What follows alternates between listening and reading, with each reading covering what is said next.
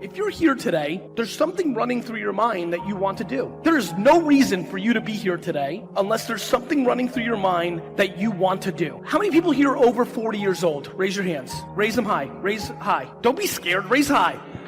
There's no, Jesus Christ, this is a young crowd. For the very small percentage of us here that are over 40, thanks brother, there's like 8 of us, bro. For like the 11 of us, look, this is a lot of fun. For the 11 of us, we lived life before this. We were grown-ups already before the internet came. I was 18 years old. I'd lived my life, at least the childhood part of my life, without the internet. The biggest thing that excites me, especially in a mature internet market like here, WhatsApp and Facebook and Instagram and YouTube and Spotify, like there's so much opportunity and you don't even have to leave your home. There was no building your life, after hours when I was growing up. When you had a job and you had to take care of something, you didn't then start another job because it was late. But now this allows it.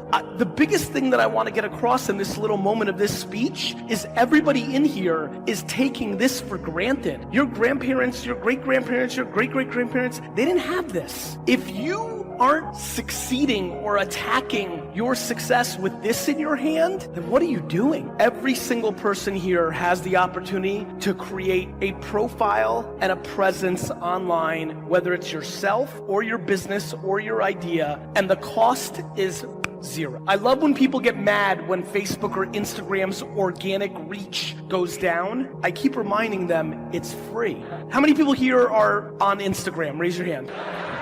Over the next year or two, Instagram's reach is gonna go down because more ads are gonna go in. So as you can imagine, I'm so passionate to get you to post 3 or 4 times a day, not once a day, yet everybody overthinks their posts so much because they're so scared not to get as many likes as they did last time. It's true. It's 100% true. The amount of people here who want to post something but retake it 53 times or change the filter or things of that nature, or my favorite move, you post it, but in the first 83 seconds, you don't get enough likes and you remove it. It's a fascinating thing for me to watch because what it speaks to is, in my opinion, people being confused about the game. I view the game macro. I watch most people play micro. You're not in the business of getting likes on Instagram, yet you're pandering to the machine of that. You're in the business of creating awareness for whatever you want. You want people to know what you want them to know, whatever that may be. Business, raise money for a charity, sell something, become a personal brand, whatever it might be. Whatever it might be, that's what you want, yet people get so caught up in the semantics. Listen, what I can tell you from my career is this repeats over and over and over again. In 2006, I started one of the first YouTube shows, period. It was the longest show on YouTube when I launched it. YouTube wasn't even a year old. I sat in front of a camera and I drank wine for 30 minutes and a lot of people watched it. A year later, Twitter came out and I was one of the first people to move on that. I invested because I got smarter at that point, but I also was one of the first people to amass 1 million followers on that platform. Before I did YouTube and Twitter, a year or two earlier in America and many other parts of the world, MySpace had won and dominated, and there were people that won on that platform. If you pay attention to what happened on MySpace, if you pay attention to what happened on YouTube, if you pay attention to what happened on Twitter and then Facebook and then Vine and on and on and on, it's all the same game. In the beginning, if you move quickly, you can get more attention. Most people get frustrated that they aren't first and then they don't go all in because they think they missed it. However, winning on these platforms is a game of being better, not first. Being better comes in 2 ways. This is where it gets very important, my friends. Being better on putting out content only comes out in 2 ways. Either entertainment, right? Or information. If you are putting out content on these websites and trying to grow, you want to succeed and build an audience, You either do information, you know what you're talking about, whether it's painting nails, business, wine, sneakers, hair care, I don't care what it is. You either know or you entertain. Entertainment comes in a lot of ways. This is playing out on Instagram. Entertainment comes in being funny. Entertainment comes in being musical. Entertainment and escapism comes in being attractive, being a model. It all plays. If you're lucky enough to have both, it gets really crazy. But if you do not do one or the other, you lose. If you go look at your Instagram account right now and look at the last 10 posts, my question to you is very simple. Did you post those posts for your audience so they could be entertained or informed? Or did you post it for yourself, for your own self-esteem or insecurities? Let me save you time. You posted it for yourself. The biggest takeaway that you could have from here, in my opinion, is a couple things. Number one, you are very fortunate to live in a country with disproportionate advances on these platforms. When I look at the data of how much attention is on this device and those 6 platforms in this country and the size of this country, it is staggering. This is one of the best places in the world to produce content for YouTube, Spotify, Facebook, Instagram, Twitter. It's one of the best places in the world. See, you did it again. You clapped for yourself. Oh, actually, fun fact, back to this amazing place and the internet and apps. I don't know if a lot of you know this, but I was actually one of the first 5 investors in Path, which was a huge app here for a long period of time before it shut down a year ago. So because I was an early investor in Path, and because this became the biggest market for Path 4 or 5 years ago, I spent a lot of time paying attention to this market from far away. And what I can tell you is this, the beauty of the people that live here, and there's so much, it's funny, there's so much amazingness, in the world that I see, how many people here consume my content? Raise your hands. Thank you. Thank you. So if you do, you have a good sense of me. You can imagine why I love Indonesia so much. All the love and optimism and warmth plays out here. But the biggest thing that I'm passionate about is getting people to be less insecure and care less about what people think, especially their parents, plays out here too. And so for me, it's a really interesting market to look at with trends and how people do things and what they respond to and who they follow and why. And so what I can tell you is, if you are capable to be strong enough internally to start posting on these platforms more truth, more your truth, your truth, you will see a remarkable return on that investment in this market. So you spend a minute each on those? So basically 3 minutes each, 3 1/3 minutes each, and we're done, all right? How many want to try it, all right? Then let's do it. So before you do, stand up. Shake your body out, and if you're gonna relax, the fastest way to relax is first push yourself to a high level of energy, then it allows you to drop deeper. So find a partner and go, I own ya.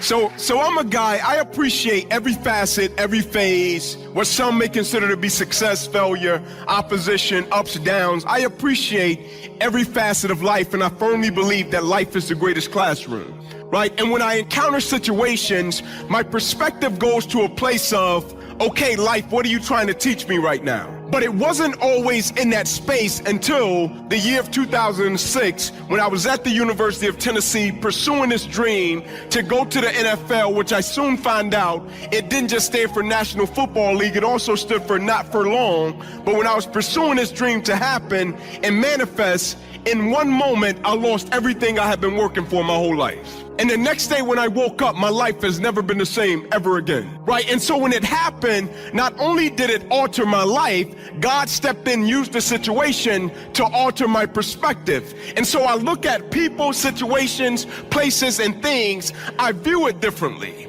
right? And so I landed in Seattle a couple of months ago around midnight. Right, an amazing thing happened. I land in Seattle, a gentleman picks me up from the airport, and we ride to my hotel, and when I get out of the car, I say to the gentleman, man, thanks a lot, I greatly appreciate it. And he says to me, no problem, I just want to let you know, I'll be the guy that's coming back to pick you up in the morning. I said, okay, great, what time would you like for me to be down? He says 7:15. I said, great, I'll see you then. The next morning I come down, we greet each other, we get in the car, we're riding to the venue that I'm scheduled to speak, and maybe 5 minutes into the trip, I look up and I look in the mirror and the gentleman is crying his eyes out. And I say to him, sir, is everything okay? And he responds, I want to paint a picture for you. He said, my normal job is not in transportation. I'm not a driver. He said, my buddy owns the company. He said, whenever he gets overwhelmed with shifts, he'll call me and say, hey man, can you cover a shift? And usually I'll do it because we do a lot of work with the Seattle Seahawks.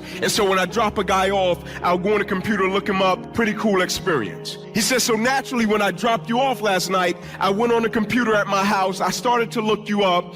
And he said, I saw a video about redirection and I saw a video about perspective. And he said, the reason I'm crying is because I just lost my wife. My wife just died. He said, and I've been living my life thinking, surely there's nothing else that can bring me the passion, the energy, the fuel, the driving force that my wife once brought me. Surely there's nothing else as purposeful as my wife to make me get up and give everything I got to everything I'm a part of. And he said, when I saw the video, it's not that it could replace my wife because nothing could ever replace my wife. He said, but when I saw the video, the amazing thing it did was it altered my perspective and it gave me a new sense of energy. I said, great. I said, man, can I ask you a question? He said, sure. I said, you said you had 2 kids, right? He said, yep. I said, okay, cool. Could you tell me at a basic level, in the midst of the opposition, how did you get up every single day, put one foot in front of the other, go out of the door, carry on in your career, and raise your other 2 children in the midst of the adversity? Can you tell me when you took the blow, you had to absorb the blow,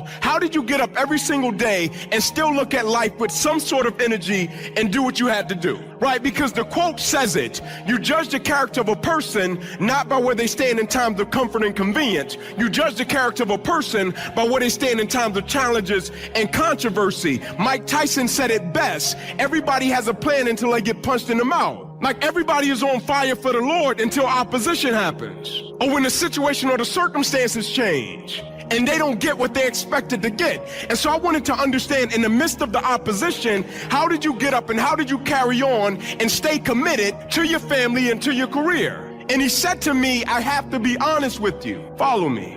He said, my wife had been sick for 30 years. He said she was wheelchair bound. He said the situation in our household had gotten so toxic that every single day we would get up and when we would meet each other in the living room, we would just bicker, argue, fuss, say certain things to each other to the point to where I couldn't take it anymore. And I called one of my buddies and said, I'm leaving. Can I come and stay with you? He said, sure, man, come on. He said, I left. I packed a little night bag. I get to my buddy's house. I get up the next morning. I'm in the mirror and I'm brushing my teeth. And as I'm brushing my teeth, he said he's saying to himself, for richer or for poor. Yeah, we've been pretty poor. For better or for worse. Yeah, things have gotten pretty worse. Through sickness and health. And he stopped, put his toothbrush in his bag, zipped it up. And he said when he looked in the mirror, the conviction said to him, you didn't finish. So you didn't do what you said you were gonna do. You didn't stand in the pocket how you said you were gonna stand it. You didn't be the man that you told her you were gonna be. You were all good when it was all good,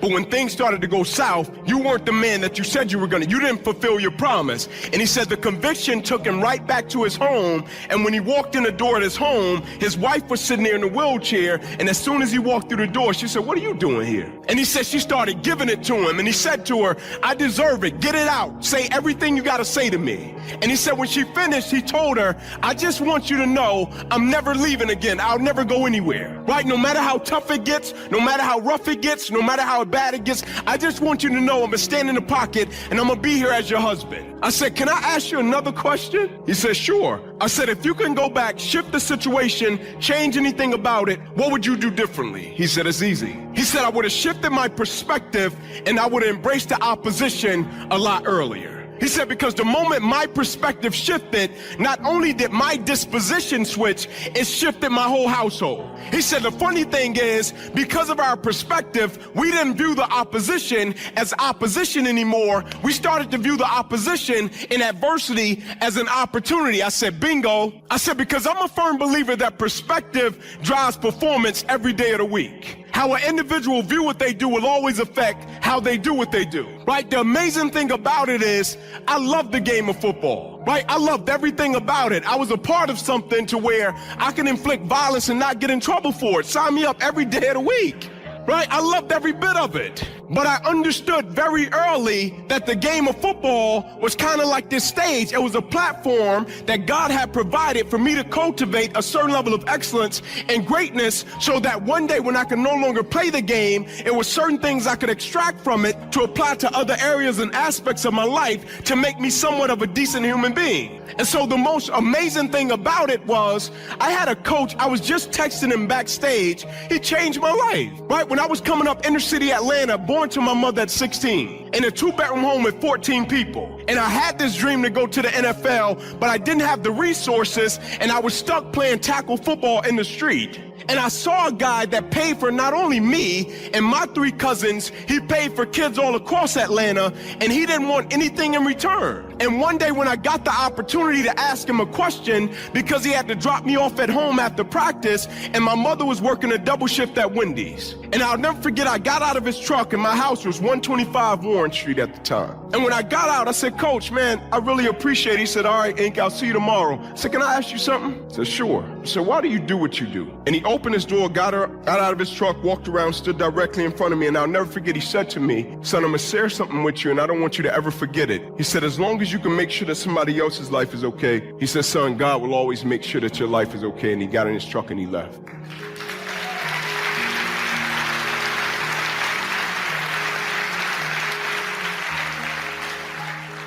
And so it was hard for me to understand when we played the game of football, how could an individual be a part of an institution and not give everything they had to it if they were doing it for the glory of God? It was hard for me to understand how, if a person had somebody that they loved and they cared about, how could they not push them to get the best out of them if they were doing it for the glory of God and they viewed it in a certain light? And so when I got to the University of Tennessee, I'm gonna be honest, it was Mayberry for me. I was like, man, y'all get smoothies. Like you get steak, shrimp, and spaghetti. Like guys today are spoiled, right? They got their own barbershop, right? They got AC in their lockers, right? They got nap pods. Pods where they could be walking and stop and take a nap. Pods, nap pods. Listen to me for a moment, nap pods. Where they could just be walking and it's like a nap pod. You're tired, you could go take a nap. Nap pod. It blows my mind, right? And I had 2 meetings, and in these 2 meetings, the job of the meetings was to get a sense of direction of what I wanted to accomplish. And so in one meeting, I said, okay, I want to graduate in 3 years, and I want to go to the NFL. They said, well, Inky, you didn't just knock out your testing. I said, I get that, but I really want to help my family. And we had a scrimmage, and I'll never forget our first scrimmage, and I was so excited, I was so hyped. I'm an undersized guy. I'm passionate about the game. I want to give everything I got to it. I have a great scrimmage, right? I'm talking trash. I was a big trash talker, right? Clean trash, but I was a big trash talker. And our chaplain, who now works with the Tennessee Titans, James Mitchell, was present. And when we broke it down and we were walking off the field and I was carrying my pads, and he said, hey, come here. And I jogged over to him and said, hey, man, how you doing? He said, I want you to meet me in my office in the morning. You talking a little crazy. I said, all right, cool. And the next morning I go to see him and I sit down in his office. I said, hey, man, Mitch, how you doing? Like, hey, man, I'm great. I said, what's up, man? What's the meeting about? He said, I want to disciple you. I said, what is that? I said, that sounds hard. He said, yeah, I want to disciple you, like spiritually. I want to go deep with you. I want to help you develop. He said, like when you have meetings with football, like position meetings, I want you to meet with me prior to the meeting, and I want to be able to give you homework, and I want to make you sacrifice and abstain for certain things. I want to help you develop spiritually. That's what discipleship is. I want to go deeper with you. I said, okay, can you give me a second? I want to go talk to my roommates and see, can they do this with me and walk with me, because I want a certain level of accountability. He said, yeah, go talk to him. I go talk to my roommates. At the time, it was Gerard Mayo, who went first round 10 pick to the Patriots. Now he's the Patriots linebackers coach. It was Robert Ayers, who went first round 18 pick to the Denver Broncos. It was Ramon Foster. He's starting for the Pittsburgh Steelers still until this day, and he went free agent. He's been starting for him ever since he got in the league. And I went to him and I said, hey man, here's the deal. He wants to walk with us spiritually. Are you guys down? He was like, yeah, let's do it. I said, I get it. We want to be great athletes, but I think we want to be well-rounded as men as well. And this could be really beneficial, and we can hold each other accountable. When one guy gets weak, another guy can step up and help him out. Can we do this? It was like, yeah, let's do it. Right? In the first meeting, we tried it just to see how serious he was. He gave us some homework. We showed up to the meeting. None of us did the homework. He had us look up some scripture. We walk in and we sit down. He was like, you got your work? We were like, nope. He was like, get out. He's like, come on, man. Like, let's go through the lesson. He's like, no, get out. And when we walked out, I'll never forget, Mayo said, oh, he wasn't playing. I was like, no, he's not playing. right? And the next meeting we showed up and we had everything. We would be in the complex at 4:30 in the morning, going over scripture. We'd be in the complex at 4:30 in the morning with our Bibles open, and Mitch was challenging us. We'd be in at 4:30 in the morning, and he was talking to us about abstaining from sex. We'd be there at 4:30 in the morning. He would be talking to us about different challenges and how to lead our teammates.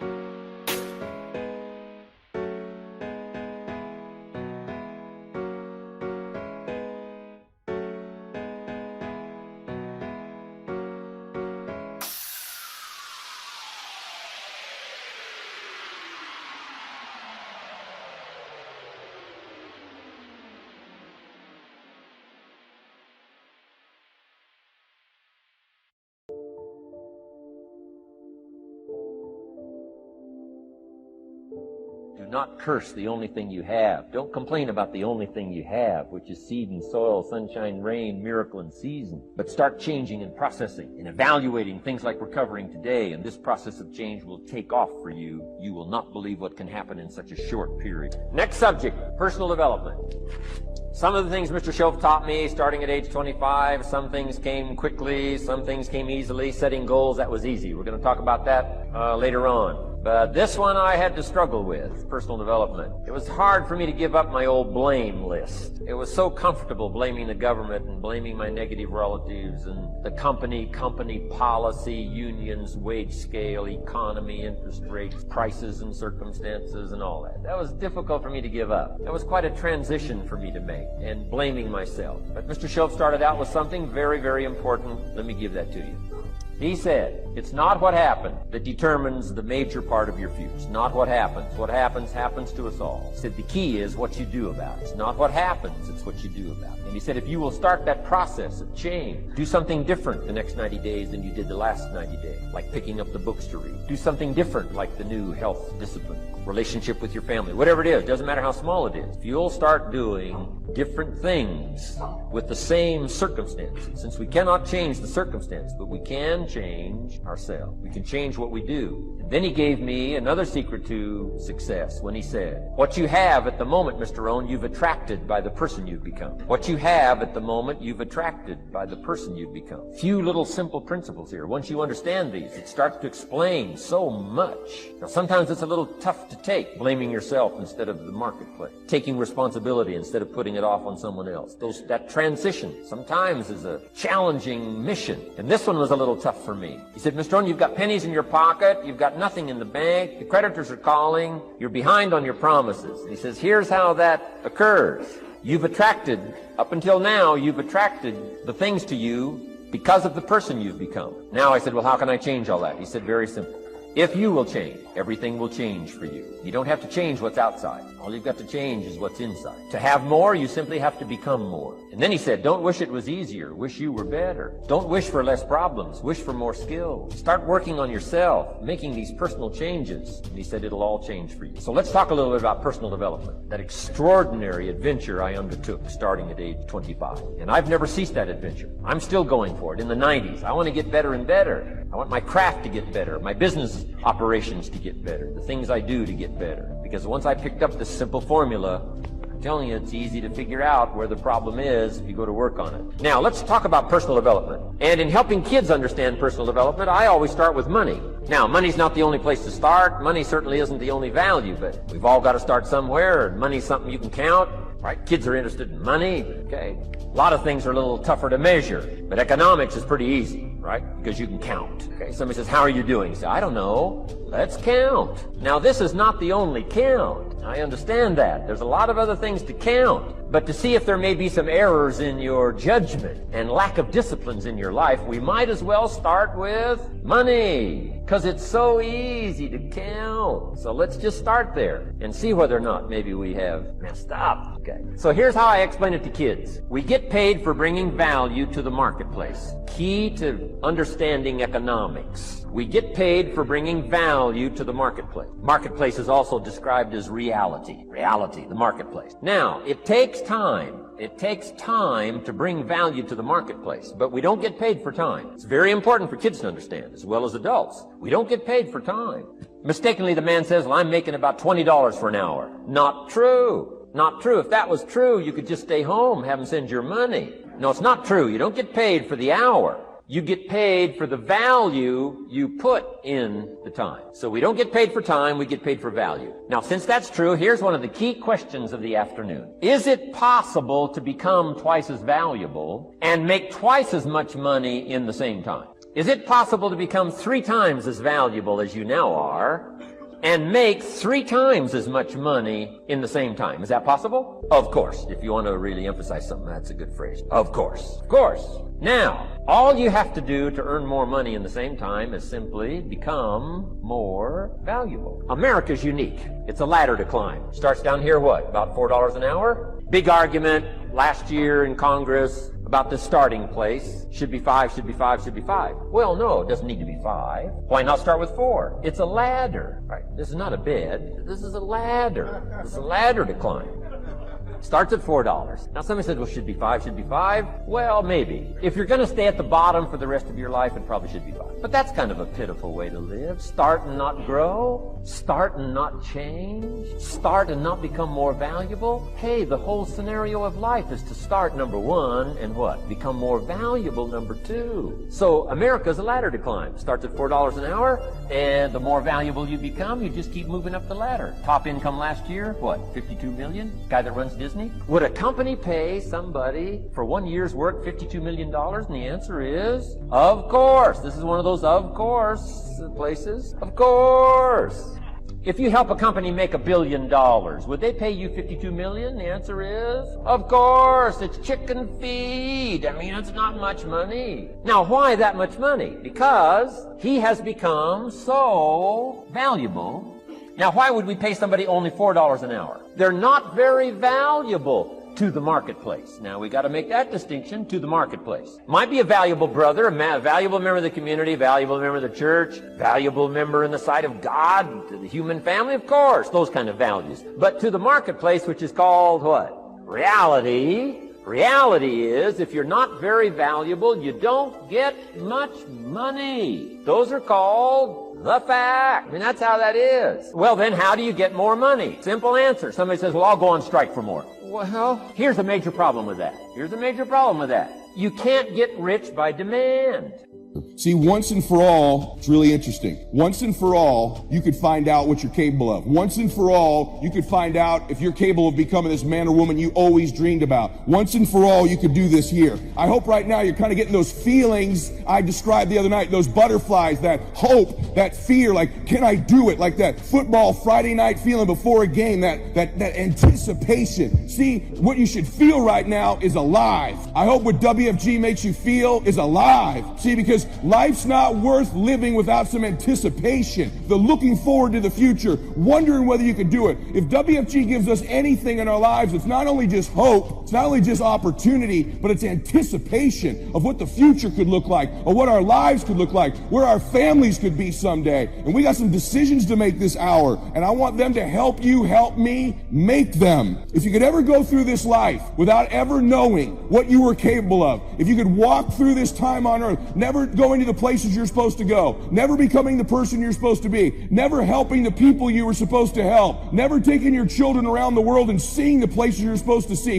If you could never go through life without wondering and knowing that, you're in the right place with us. We are the greatest business opportunity in the world today. Amen? Is that right? See, in your life, you're going to get what you tolerate. Stop tolerating for these people who have believed in you all your life, an inferior life for you. Stop allowing God to bless you and give you all this giftedness and opportunity and settle and tolerate less. For those babies that are sitting here with you, your children and grandchildren, stop being willing to tolerate less for them. Don't tolerate it anymore. Yeah, you got to give it your best, but it starts making a decision that this is over. I don't tolerate this life anymore. Pretty good's not good enough for my family. Pretty good's not good enough for my grandmother. Pretty good's not good enough for my grandpa, my parents, my future children. Pretty good ain't going to get it done for this family. Now I hope you hear them whispering to you, he's right. You can do this. You're great. You're special. You were born for a reason. I hope you can feel that. Life's going to give you ultimately what you'll fight for.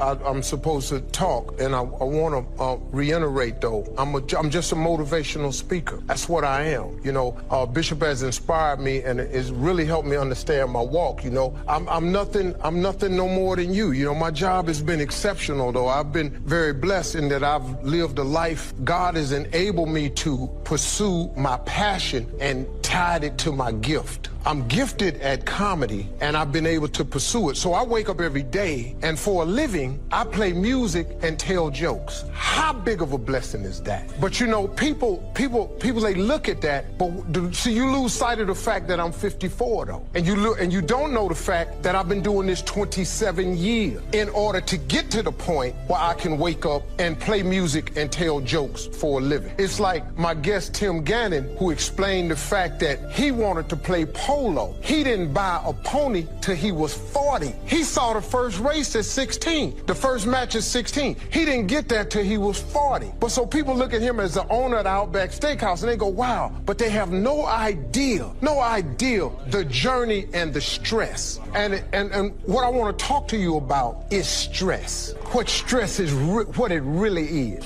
How it's necessary if you're planning on getting to where you're trying to go to. See, stress is God's way of training you. It's preparation. But what most people do is, see, once you get stressed, you don't want that no more.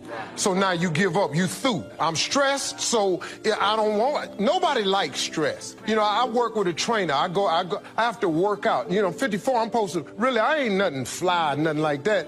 Really, I am, but, you know, I'm not, you know, you've been to your reunion.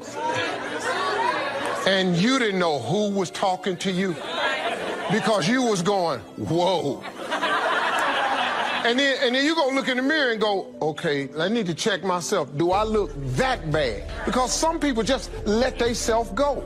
But you got to, in order to develop and to change and to grow, stress is necessary. So you got to be willing to go get it every day. There's a story my father told me all the time. Now, I've heard it several different ways, but I'm just telling you the way my daddy gave it to me. He said, son, he said, every morning on the plains of the eastern Serengeti Desert, there arises a gazelle that realizes that he must run faster than the fastest lion, or he will be eaten and he will die that day. On that same desert arises in the morning a lion that realizes that he must run faster than the fastest gazelle, or he will starve and he will die that day. He say, son, the moral of the story is, no matter who you is, when you wake up in the morning, you needs to be running.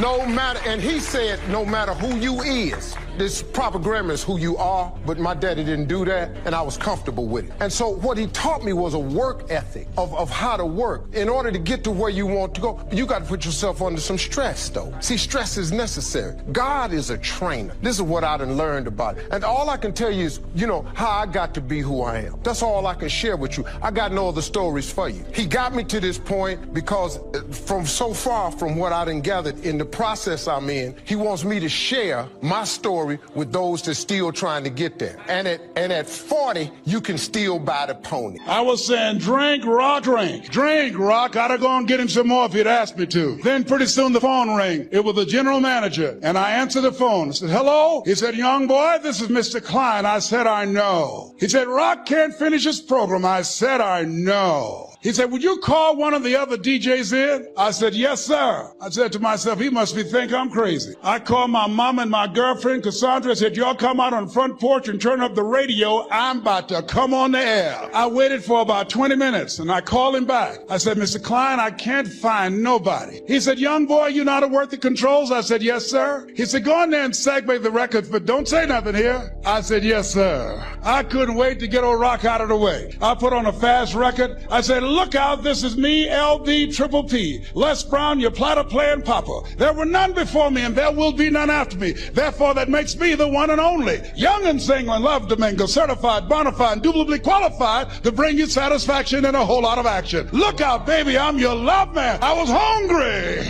I was hungry. Get old man a round of applause. I was hungry. I was hungry. You gotta be hungry. Shake someone's hand on your right and left all around you and say, you gotta be hungry. You gotta be hungry.